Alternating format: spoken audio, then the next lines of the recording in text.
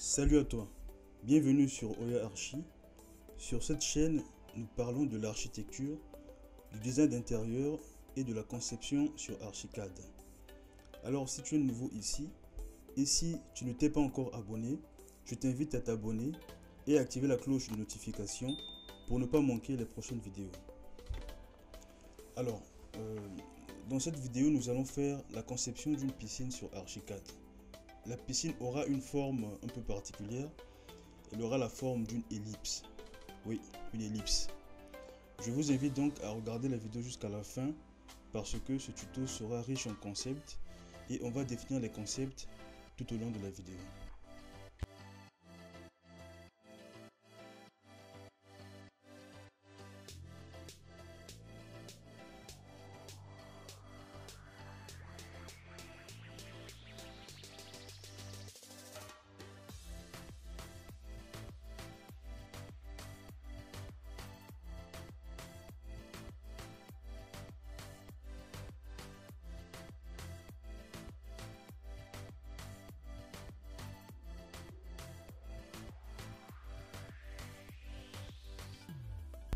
Voilà, je propose donc qu'on aille tout de suite dans le vif du sujet. On va commencer par paramétrer les unités de travail. Donc on va dans Options, Préférences projet, Unité de travail. Moi je préfère travailler avec les millimètres, donc je choisis millimètres et je fais OK. Donc ce qu'on va faire en premier, c'est de tracer les lignes qui nous serviront de module pour qu'on trace très facilement notre piscine. Donc, on va choisir l'outil ligne qui est dans documentation. Vous voyez que cette palette est divisée en trois groupes. On a dessin, on a point. Les points de vue, donc on a les façades, on a les façades, les coupes, etc. Et puis on a la documentation. Dans la documentation, on va choisir outil ligne et on va tracer notre ligne. Très important, il faut toujours vérifier le calque dans lequel votre objet est logé. Pour ma ligne, je vais choisir le calque ligne auxiliaire. Donc c'est la ligne auxiliaire et puis je peux tracer ma ligne tranquillement. Je vais déplacer ma ligne de 1,50 m horizontalement. Donc je clique sur ma ligne, n'importe quel point, et je viens dans option de duplication.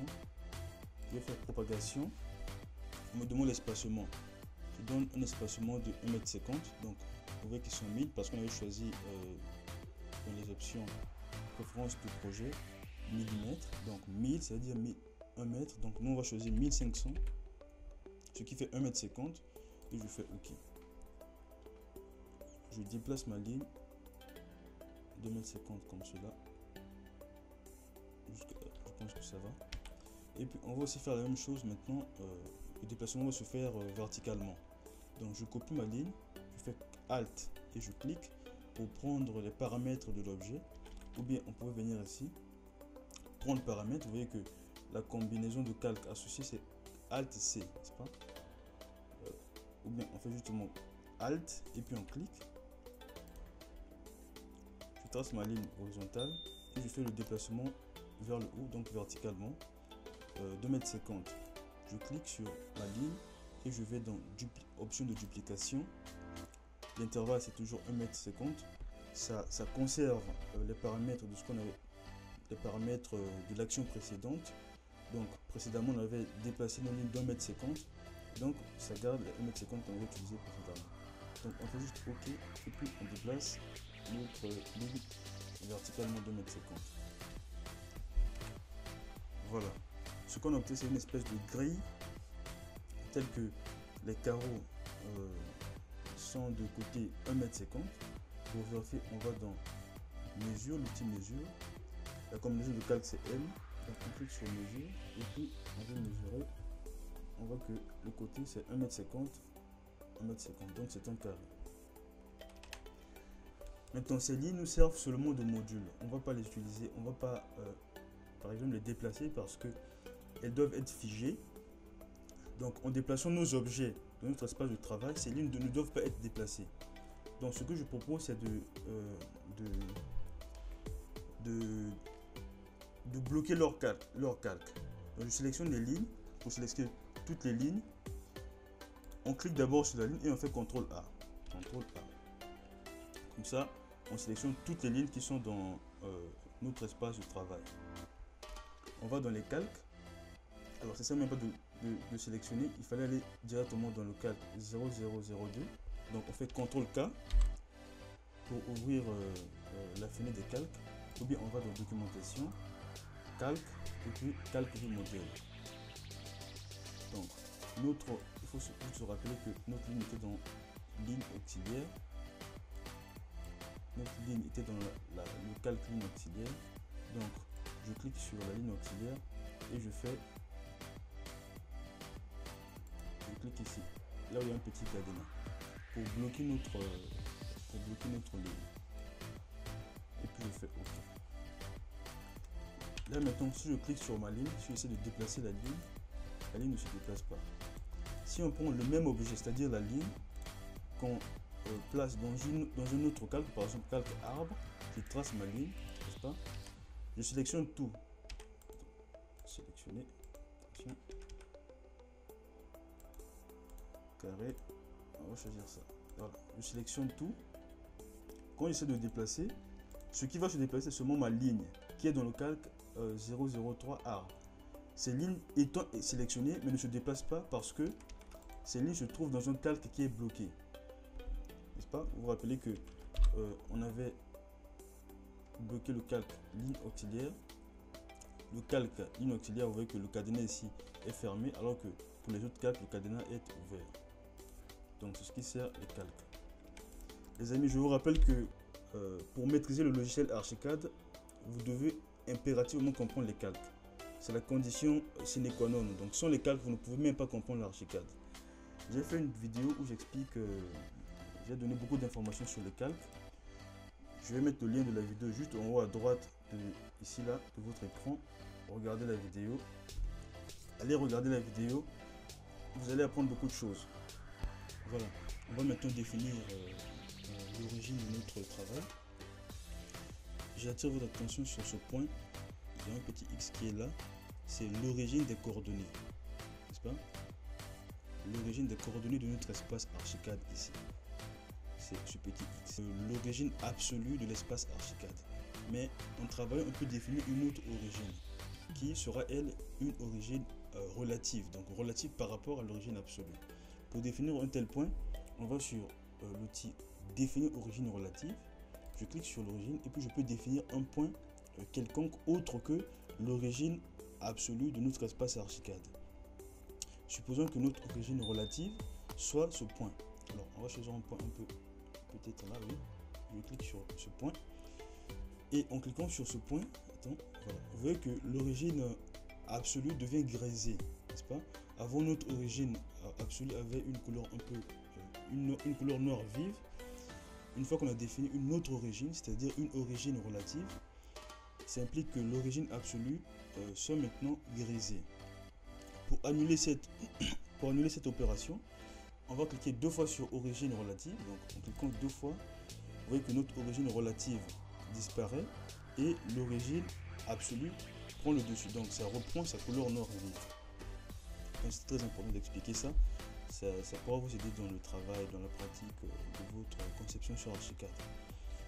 Donc allons-y, on va définir notre origine relative. Je clique sur définir origine relative et je définis un point, par exemple ici, comme origine relative des coordonnées.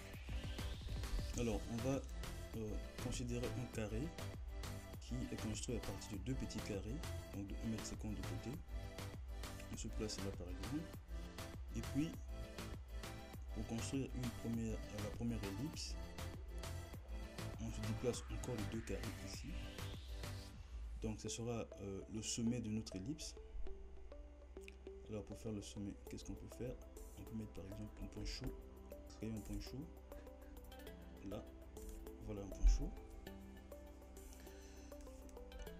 Notre ellipse aura des dimensions comme 6 x 3, n'est-ce pas?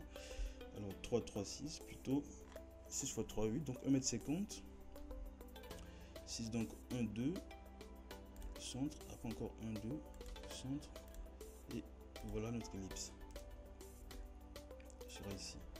Pour construire l'ellipse, on va procéder par la construction de deux cercles. Les cercles de la...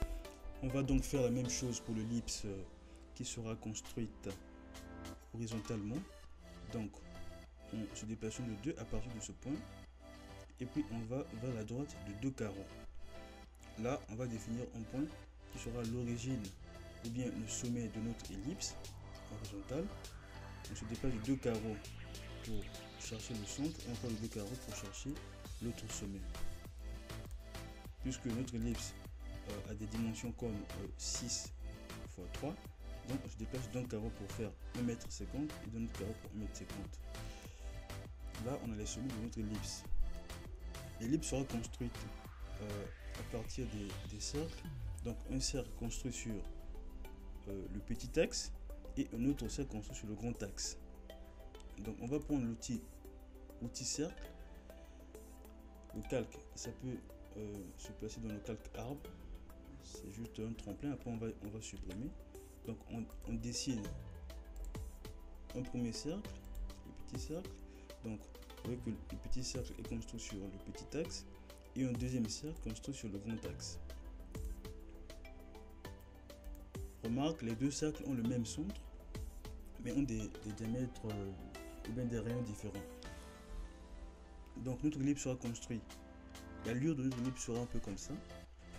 Ce sera construit à partir des points d'intersection des deux cercles. Maintenant, pour construire l'ellipse, on va tracer d'abord un segment quelconque quelque part ici. Je vais tracer ce segment là. Je vais multiplier mon segment, donc faire un certain nombre de copies. Je vais faire une rotation. Je vais faire une rotation bien déplacée. Rotation, alors choisir un chemin, non de 15 degrés. 15 degrés. Ok. Et là, comme ça. Voilà. Ça fait beaucoup de points, mais c'est bon. Ok. Une fois qu'on a tracé un certain nombre de segments, on va maintenant chercher les points de l'ellipse. Donc pour tracer les points de l'ellipse, on va tracer d'abord un segment horizontal, après un autre segment vertical. Le segment horizontal sera l'intersection entre les faisceaux, les segments qu'on a tracés ici, et le premier cercle. Par exemple, ce point, c'est l'intersection d'un segment et le premier cercle. À partir de ce point, on va mener un segment horizontal et l'intersection de ce segment, de ce faisceau avec le deuxième cercle, on va mener un autre segment vertical. Le point d'intersection entre les deux segments, ce sera le point de l'ellipse. Donc on va faire un point chaud ici pour dire que c'est un point de l'ellipse. On fait la même chose pour les autres faisceaux. Donc je copie les paramètres de ce segment. Je trace un segment horizontal. Après un autre segment vertical. Le point d'intersection sera un point de l'ellipse. On fait encore un troisième ou un quatrième point. Je mène horizontalement un segment à partir de l'intersection de notre faisceau et le premier cercle, et je mène verticalement un autre segment à partir de l'intersection de notre faisceau et le deuxième cercle. Le point d'intersection entre les deux nouveaux segments sera le point de l'ellipse. Ok. Donc on va faire pour le dernier faisceau. Je mène horizontalement un segment à partir de l'intersection de ce faisceau et le premier cercle, et verticalement à partir de l'intersection de ce faisceau et le deuxième cercle. Le point de l'intersection, par définition, c'est le point de l'ellipse. Voilà. Donc on a déjà 1, 2, 3, 4 points de l'ellipse, autres que les sommets. Rappelez-vous que ces sommets, ces points sont les points de l'ellipse déjà. Donc l'ellipse est globalement symétrique par rapport au petit axe et au grand axe. Donc ces points de l'ellipse ont leur correspondant lorsqu'on prend la symétrie par rapport au petit axe ou par rapport au grand axe. Donc je vais cliquer sur mes points chauds et je fais la symétrie. Pour chercher la symétrie, je vais donc déplacer, je vais la symétrie, CTRL Y. Donc CTRL Y. Ça fait pas. Voilà, c'est là. Et je clique sur CTRL pour que quand je clique sur CTRL, il y a un petit plus qui apparaît. Pour que le déplacement soit une translation, une symétrie plutôt, mais aussi une copie. Définition de l'ellipse, le grand axe est aussi un axe de symétrie.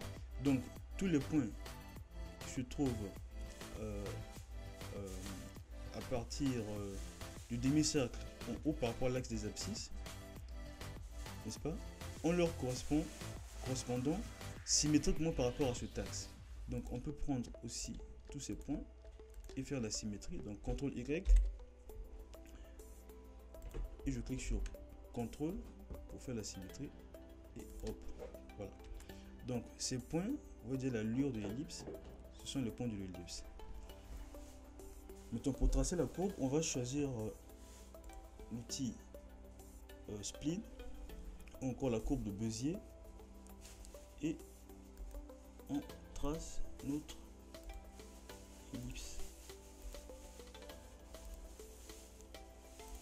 Trace l'ellipse.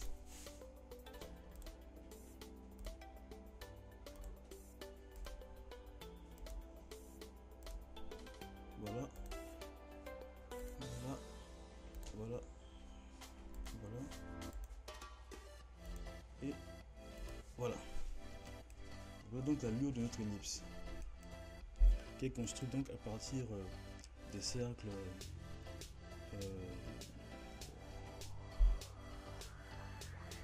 construits sur le petit axe et le grand axe. Donc on peut soit supprimer les axes, les cercles plutôt, ou les masquer. Donc je vais juste sélectionner tout ça. Alors c'est dans le calque arbre, ou bien on procède par la sélection rapide. Je clique et je prends les paramètres de la ligne. Je charge aussi le calque, donc vue modèle, je choisis le calque et puis je fais plus. Comme ça, je sélectionne toutes les lignes qui sont dans le calque arbre, n'est-ce pas? Je peux déplacer le calque, je mets dans le calque masqué. Comme ça disparaît. Les cercles également, on peut les mettre dans le calque masqué et voilà, on a notre figure propre qui est restée seulement notre ellipse. Donc on va tracer deux ellipses, une construite verticalement et l'autre construite horizontalement. Donc on va prendre donc la symétrie de notre ellipse par rapport à cet axe, ou bien la rotation par rapport à ce point. Donc je clique sur ellipse et je fais CTRL R. Je prends ce point et je fais la rotation. Mais pour que je fasse la rotation et que cette ellipse garde sa place initiale, je clique sur CTRL. Vous voyez, quand je clique sur CTRL, il y a un petit plus qui apparaît. Donc c'est une rotation copie. Et je fais OK. Comme ça, j'ai construit une deuxième ellipse à partir de la première. J'ai maintenant mes deux ellipses. Voilà, à partir de là, je propose qu'on fasse la conception d'une piscine sur une ellipse et puis on va juste faire la rotation pour faire la deuxième ellipse. Donc on va supprimer les points chauds, ou bien est-ce qu'on aura besoin des points chauds après? Bon. Pour être prudent, on va créer un calque. Alors nouveau, je vais donner un nom comme 00. Alors c'est en français. Je sais pas.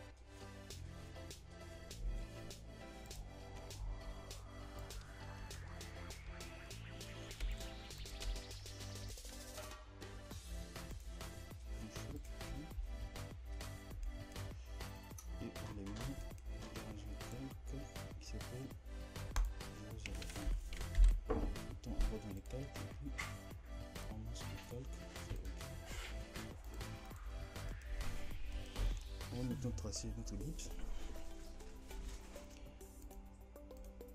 Plutôt la construction de la piscine. Je contrôle. Je vais dire que c'est 250, peut-être 250. Okay. Là, je vais prendre une petite forme. Je suis dans le calque piscine.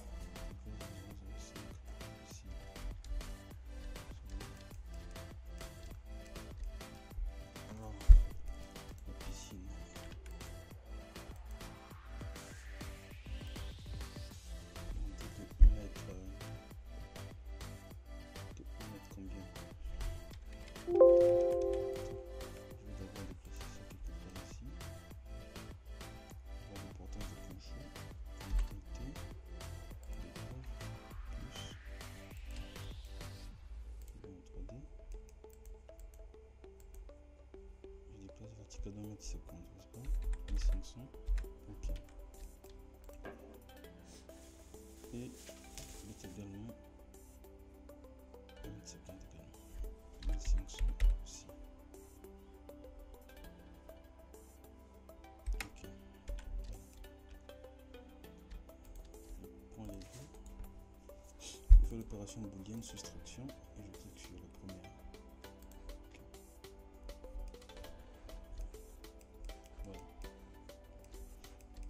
Très important de mettre d'abord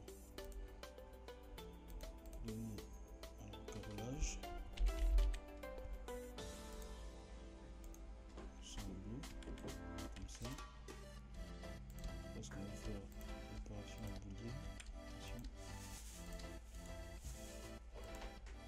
soustraction à l'intérieur sur bleu.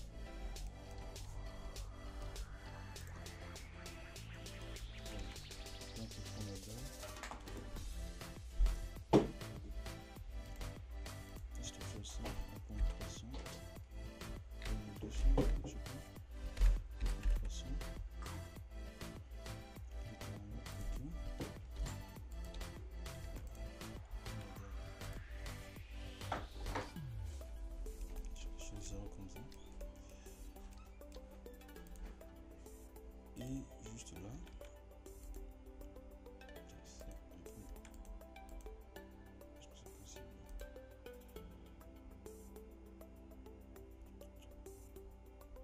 Pas possible.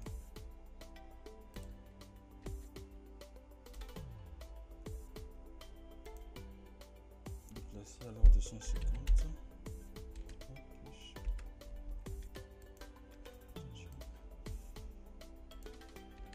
Sur CTRL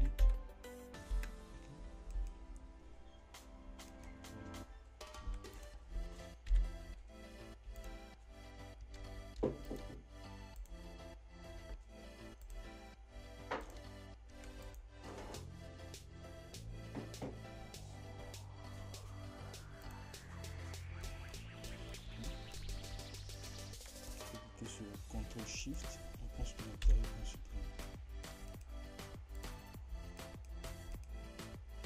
Déplacement conformité. Je vais d'abord donner une certaine hauteur. Ça, 1,50 m, mais ça va prendre 1 mètre. Je vais aussi que ce soit 1,20 m. 200.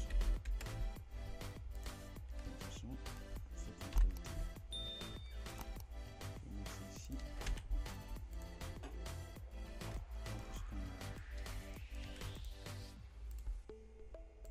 Surface, carrelage.